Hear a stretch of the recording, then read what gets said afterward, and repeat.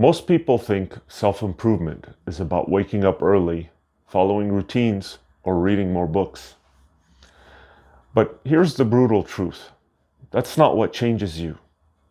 In the next few minutes, I'm going to show you why self-awareness is useless on its own and what you can do to truly rewrite your mind. So you think you're improving, right? You wake up early, you hit the gym, you meditate, you track your habits, you read books, and yet nothing changes.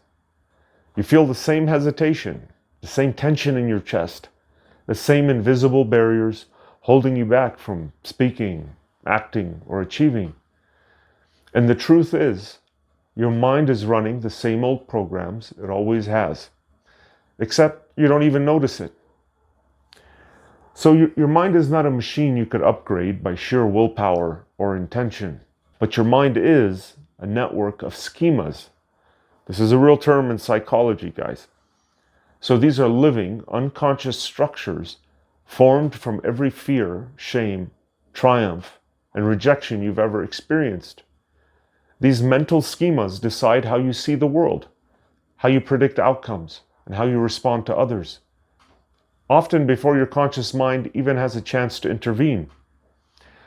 So think of a schema as a mental map etched into your brain's neural highways by every emotionally charged moment you've ever had.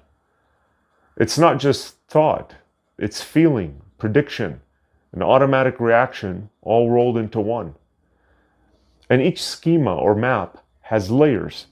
Let me explain them for you briefly.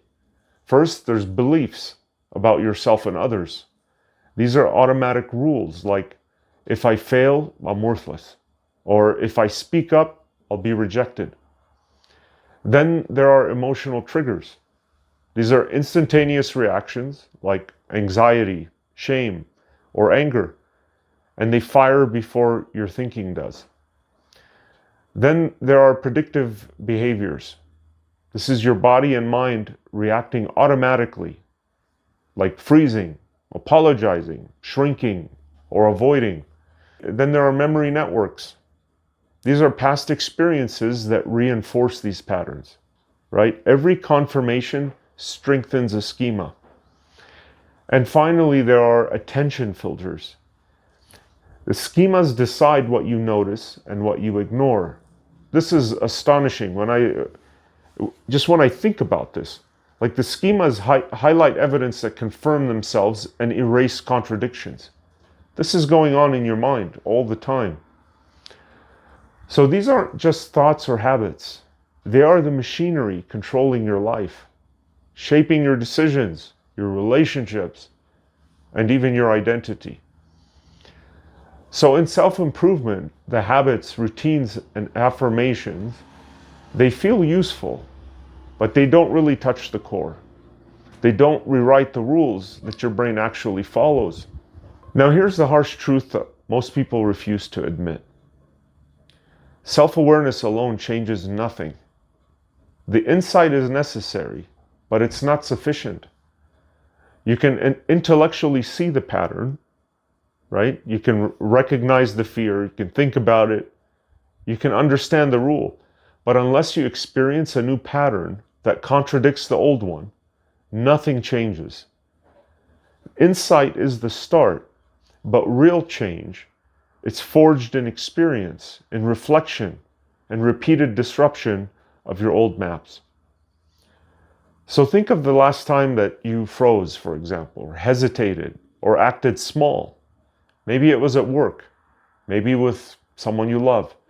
Maybe when you wanted to speak your truth, but instead you stayed silent.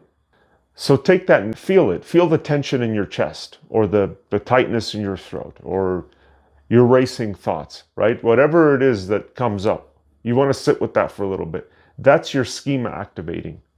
And your brain is predicting the same outcome it has for years. And that's why meditation, journaling, and routines, they feel hollow, right? They don't confront the networks controlling you. I mean, after we do those things, we could tell our friends, this was fantastic. I feel like a different person already, but you know that that's not the truth. So Where the heck do these schemas or mental maps come from? I'm going to tell you. Schemas, they form through repeated emotionally charged experiences, right? Early rejection, repeated failure, social punishment, or shame. So these aren't just memories. They are predictive structures controlling your automatic responses.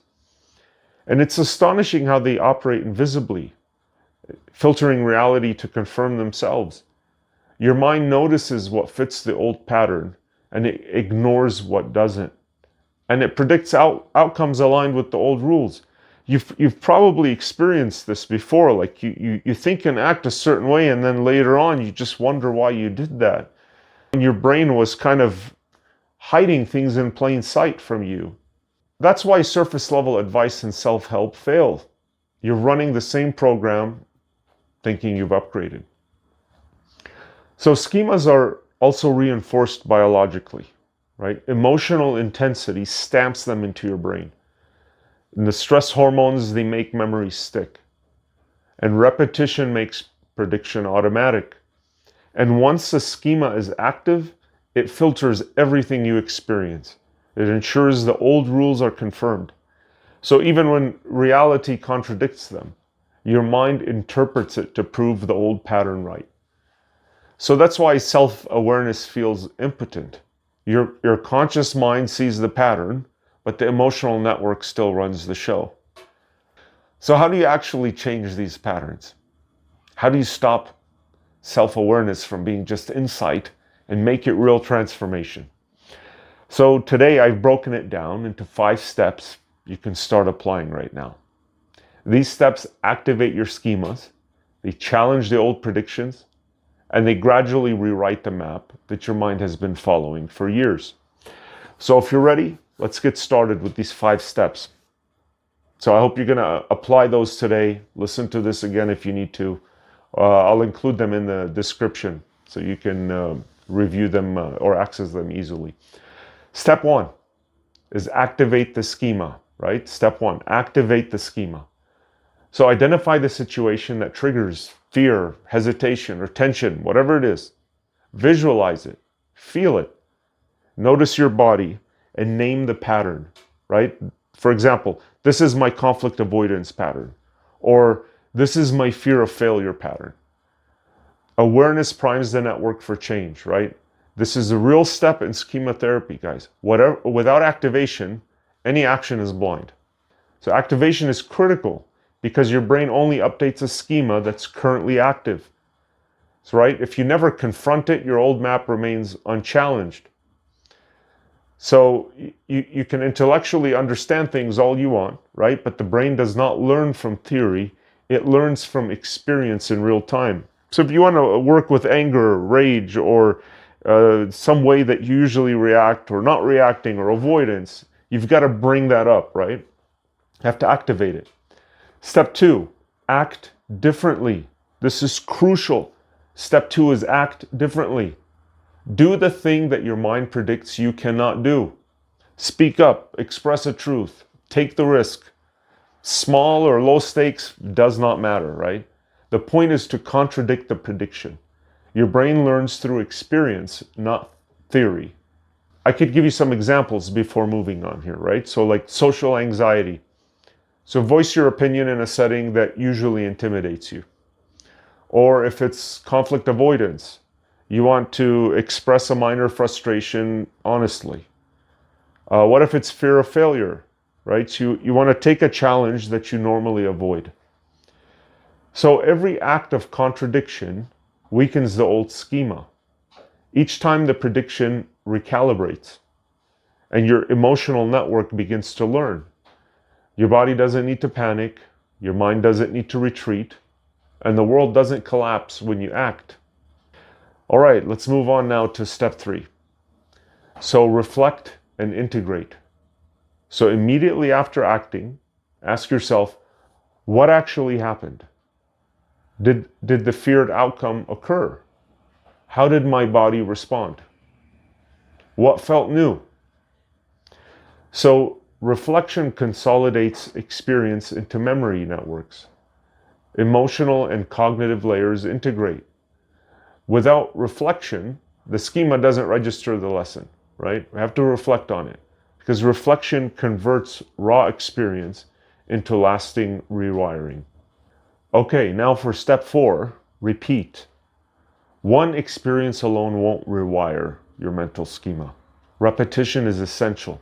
Each repeated action and reflection reinforces the new map.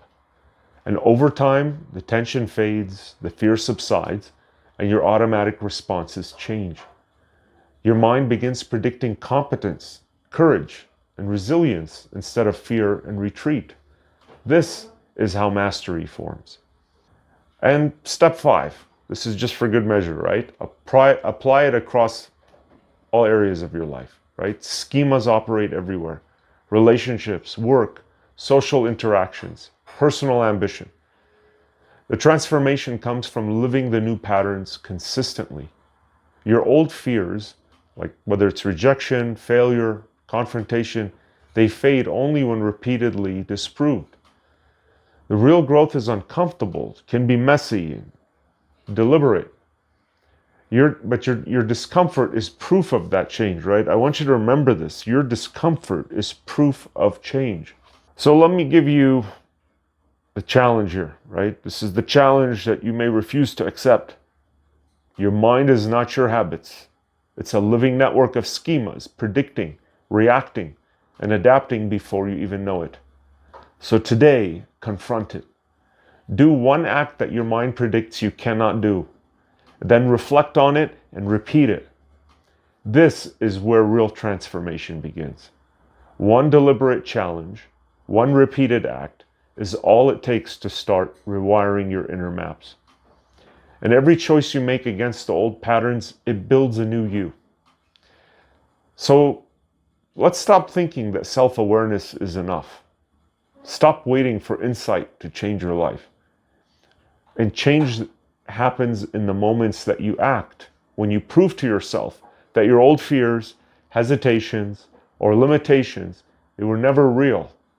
They were just patterns, old maps that no longer serve you. I hope you enjoyed our talk today about schemas.